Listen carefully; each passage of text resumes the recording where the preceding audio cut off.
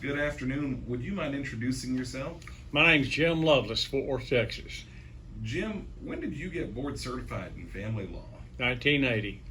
Was that the first class? No, that was not the first class. I was in about the third or fourth, well, no, I think the first class maybe was 74. I believe that's right.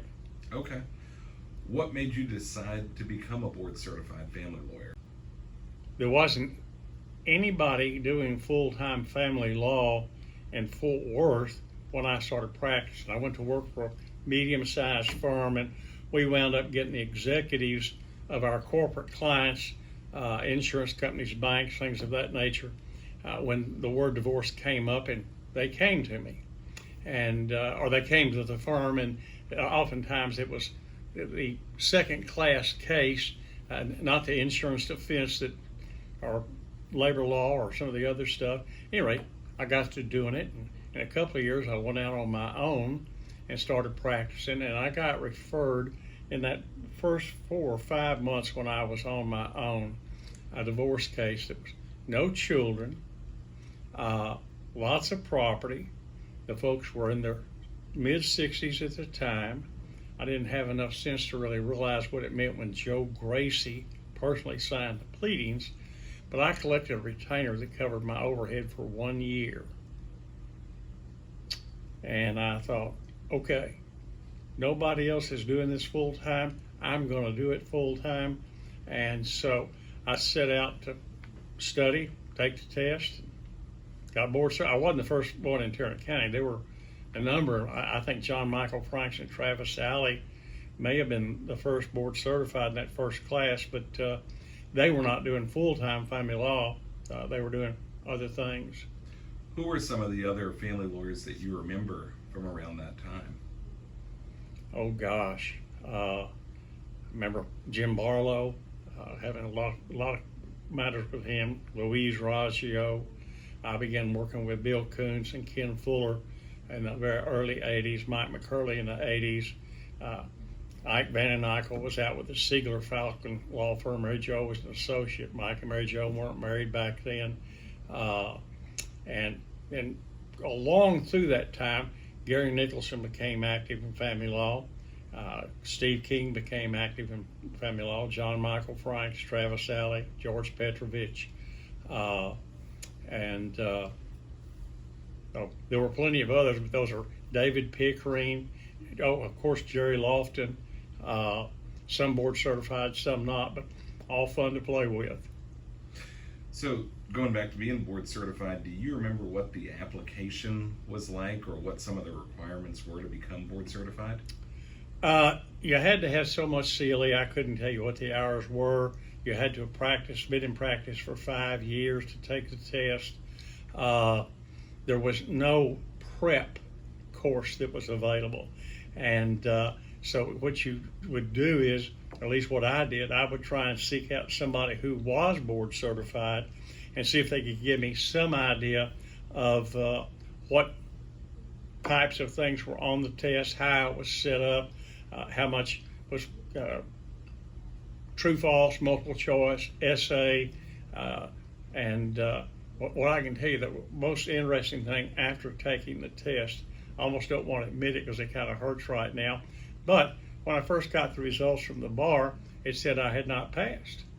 And so I mustered up myself and went down and saw Pat Nestor sit in his office, and they brought out the test, and it was in 2 parts, or two blue books. And I looked at the first one, and I had made somewhere in the mid-90s on it. And it was mine, my work. Then they handed me the second book, and it was written, all the writing was left-handed purple ink by a woman. As it turned out, it was somebody from Lubbock who took the test. They would never tell him. They went down the hall. They came back in about 30 minutes. They brought me a certificate. It said, we don't want you to tell anybody about this. Well, we won't tell anybody. How about that? Yeah. So who was it that wrote and graded the exam back then? Was it the person that you just mentioned? Pat Nestor was in kind of charge of the Board of Specialization for all of the various disciples that you could get. Those that wrote the test in the early days that I can remember, the very first test was Don Royal from the Woodlands, Gene Smith, who was a professor at University of Houston, Don Smith, who was one hell of a lawyer from Dallas, that was like a Baptist preacher. Bill Coons was in that first group. Fuller was in it when I got on the specialization board of writing the exam a few years later. McCurley was on it. Curtis Loveless was on it. That's who immediately comes to my mind. Scott Cook was on it from Corpus Christi.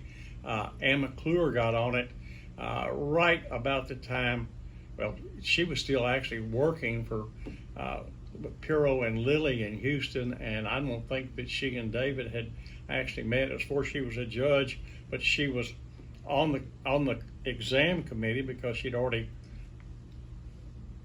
made herself known in her appellate practice. Mm-hmm.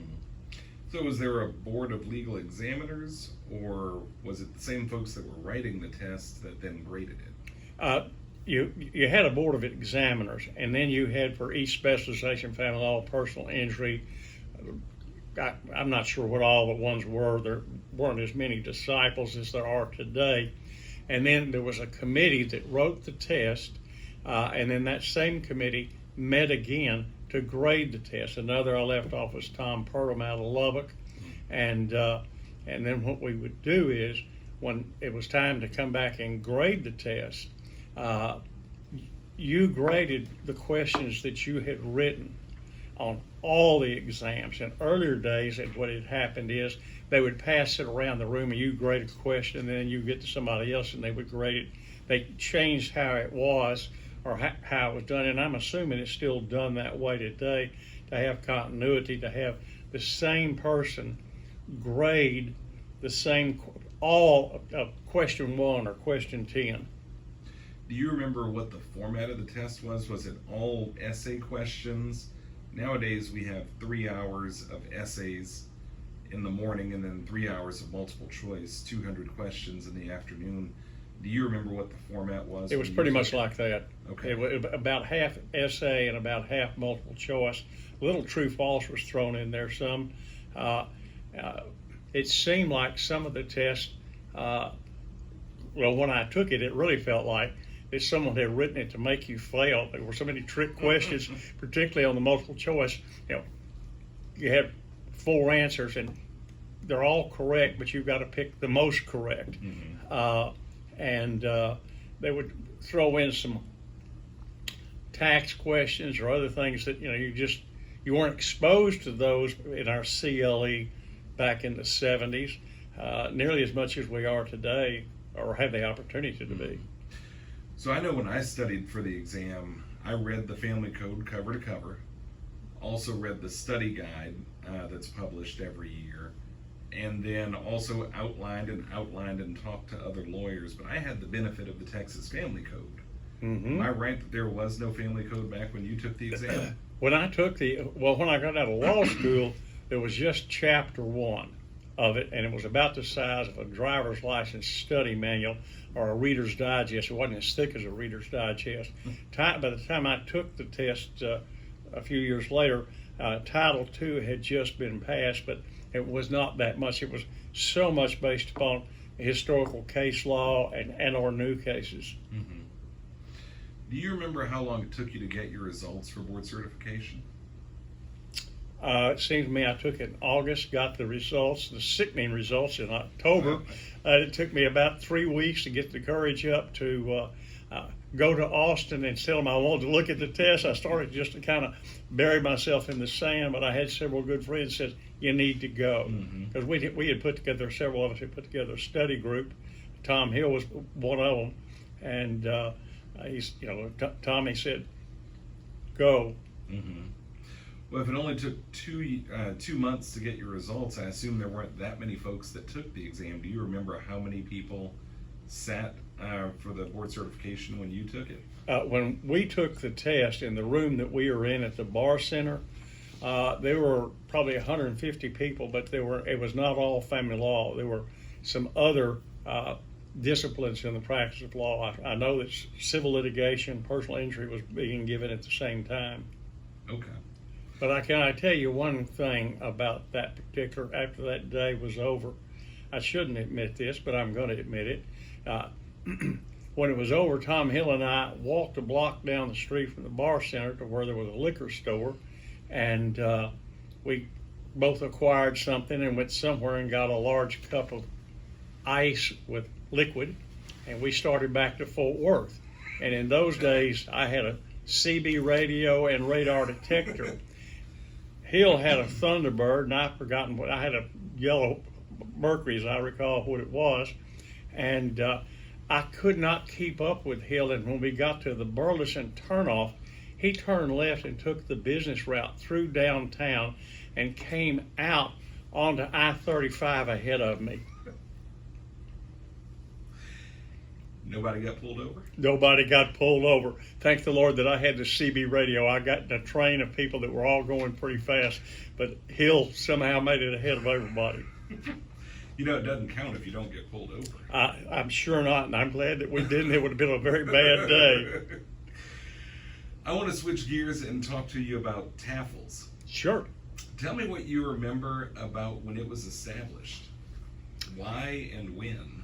Well, we were at Marriage Dissolution. A group of us were at Marriage Dissolution in San Antonio in, I believe it was 83. I could refresh myself with some notes, but at any rate, a group of, that they had the Association of Board Certified Family Lawyers, but it was not cohesive. It didn't work.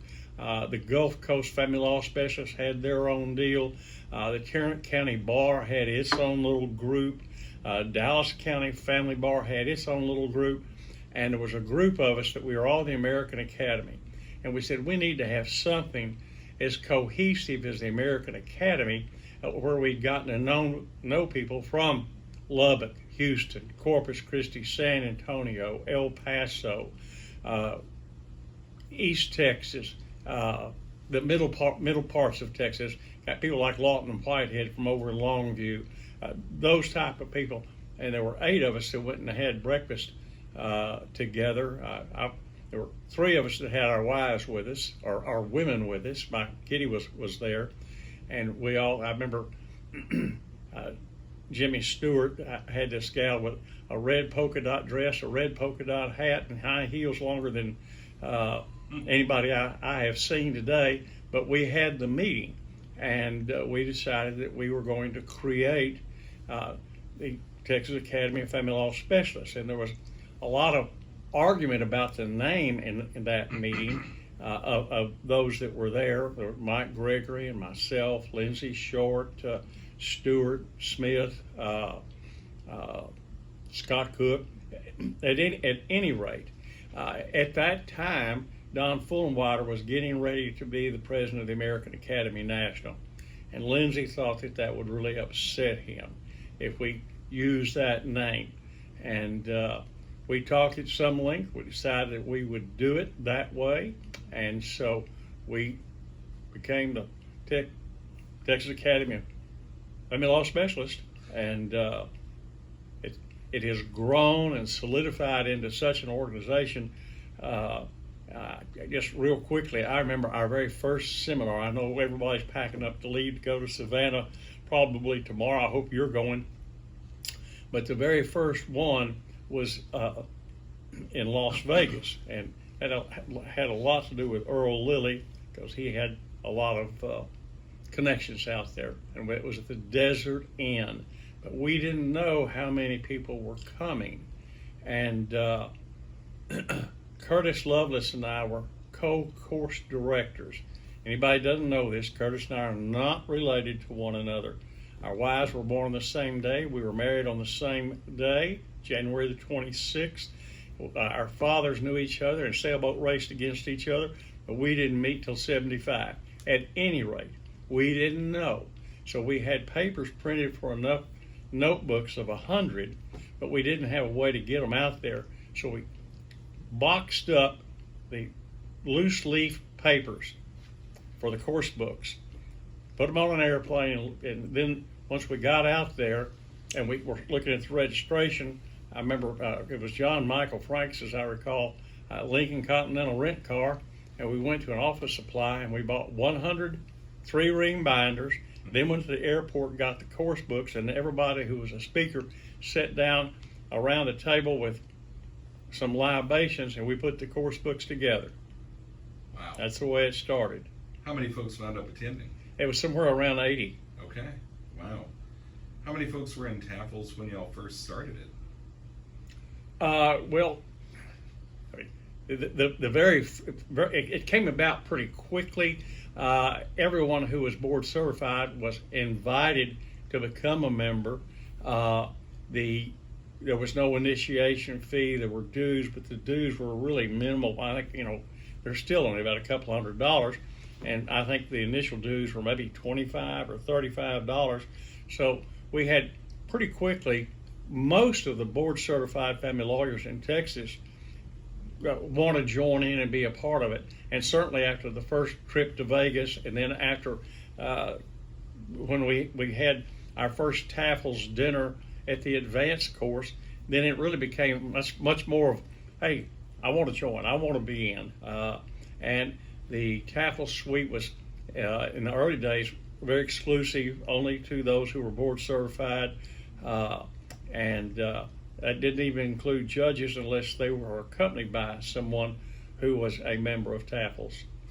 And was it at advanced that it started to grow into Yes. what it is today?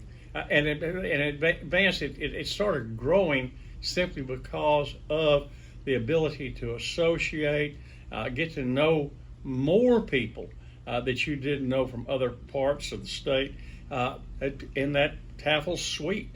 In those days, the TAFLS had a suite that was always across the hall from the speaker suite or the course director's suite, and then the American Academy Texas chapter, usually on that same floor, would have a little bit smaller suite.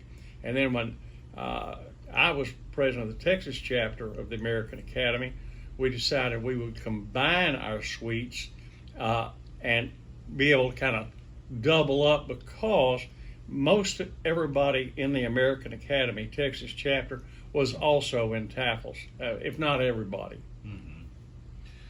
So I know a lot of the names that you just mentioned over the last couple of minutes. Do you remember if there were any minorities involved back then? And by that I mean racial, ethnic, or women.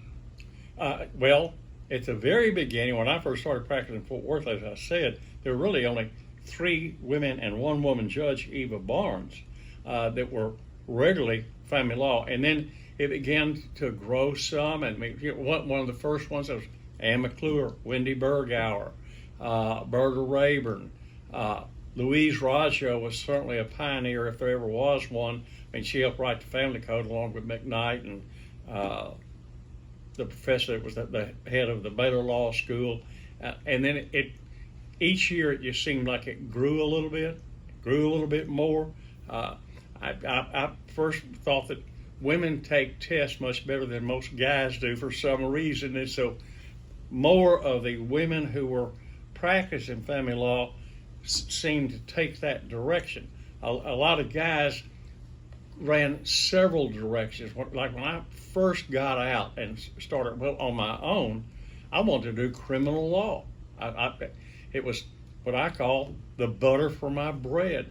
Most divorce cases, if you got 250, 350, I think the hourly rate was, if you could get it, $125 an hour. Maybe that was on the high side, maybe less than that. After I got that one big case, the Berry case, I was pretty well set on what I was going to do. But I love going over the criminal courts building. I love hanging out over there, some of the judges over there. And then I had the opportunity to get appointed on 3 capital murder cases in 2.5 years. And I had 2 children. Lon was about 3 and his brother Miles was about 1.5 years. And in those days, they didn't pay on a cap murder case until the case was over. And so I'd go to work at 4 or 5 in the morning and work until 8:30, and then go down. All 3 of those cases were in Tom Cave's 213th District Court. But women didn't gravitate over there. There were if there were any prosecutors, it was Sharon Wilson. There were a few, but not many women prosecutors, and there weren't that many women litigators in the early days. I mean, there were beginning to be more women practicing law, but they were doing estate planning, office practice, and then all of a sudden they started getting in your face, and the world began to change. So what are your thoughts about the TAFLS organization nowadays? I personally think that TAFLS is an outstanding organization. What it gives back to the lawyers in the state of Texas, board certified or not, what it gives back is a lot. The Trial Institute's one of the funnest or most fun programs that there is, and it's always in a fun, exciting place. The state bar always had a rule until we did New Frontiers that you couldn't have a seminar outside the state of Texas. You couldn't do it. And I remember when we came up with New Frontiers, we were a group of people, Harry Tyndall and several others, and I was fortunate enough to be at the table with them.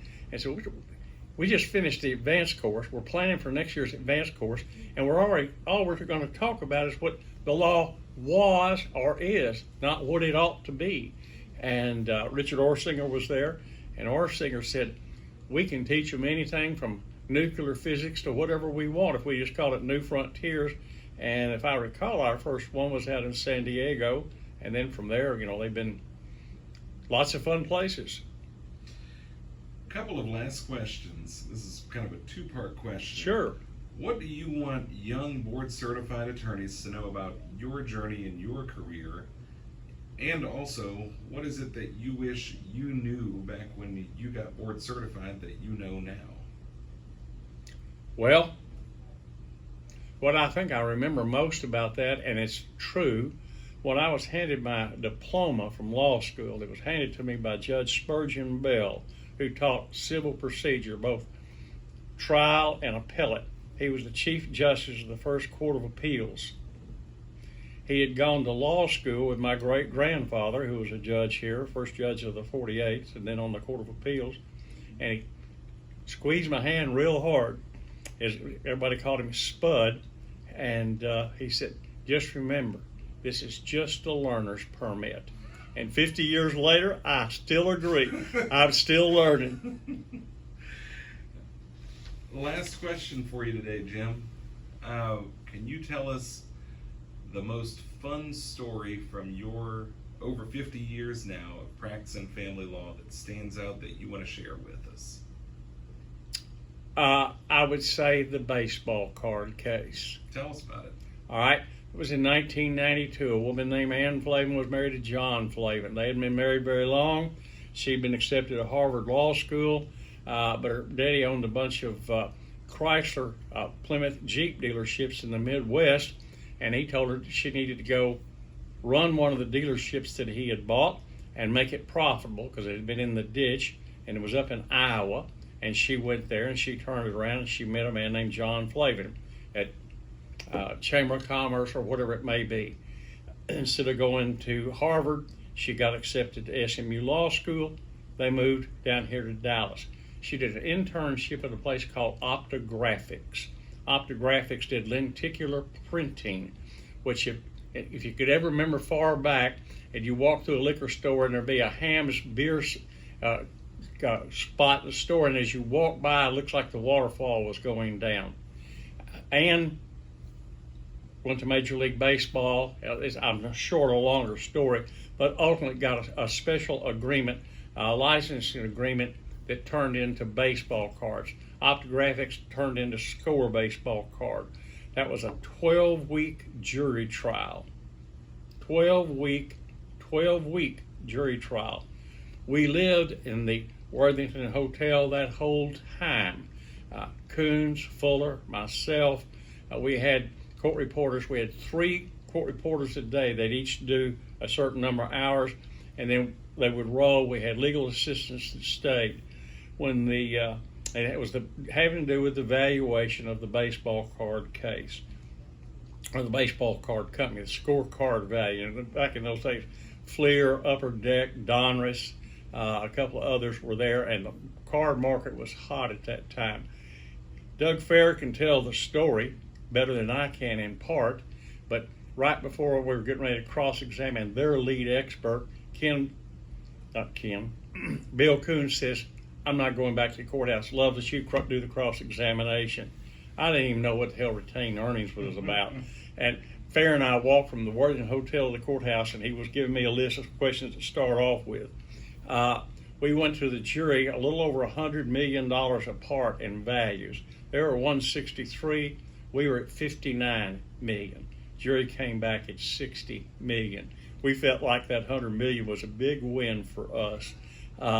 Everybody, I still have in my office the 2 chairs that I bought for Ken Fuller and I to sit in the courtroom, because back then in 1991 and 1992, the chairs in the courtroom for lawyers were just as uncomfortable, if not more so, than they are today. If you can take one of those things more than about an hour, you're tougher than me.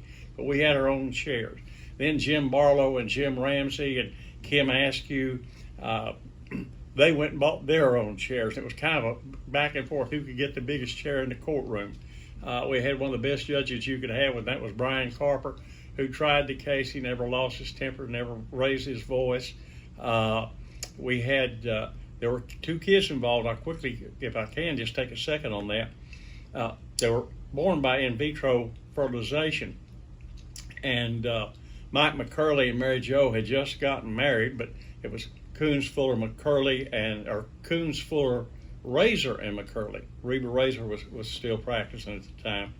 And Mike had the idea that if our client, Ann, could snatch some hair out of her husband's head after the children were born, because the divorce got started in the first trimester of pregnancy, and she didn't know if she was going to make it, and she was bedridden for 3 months, and then they had the children. Anyway, they got the hair pulled out, and there was a giant tort case filed for that invasion of privacy and pulling hair out, and we had several things that happened, but one was we got our own expert to turn the world around. We had it was Dr. Alfred Solnit, who was the head of pediatric psychiatry at Princeton University at the time, and we brought him in as an expert to be the expert on the case.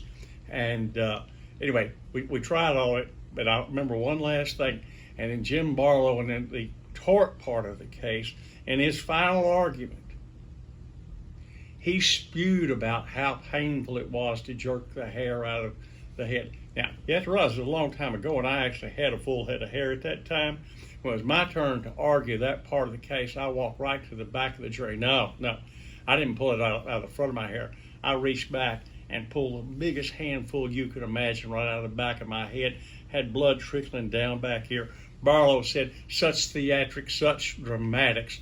However, the jury got 0, and one final thing. Those score baseball cards, they were the collector sets, cost a couple of $100. We wound up getting some put into evidence. And there was a sheet about the size of this table that it was called the slit and collate sheet. And they were sent up into South Dakota to another plant up there, and they were slitted and collated, and they were sorted such, so if you bought a set of collector cards, there would never be a duplicate in that set.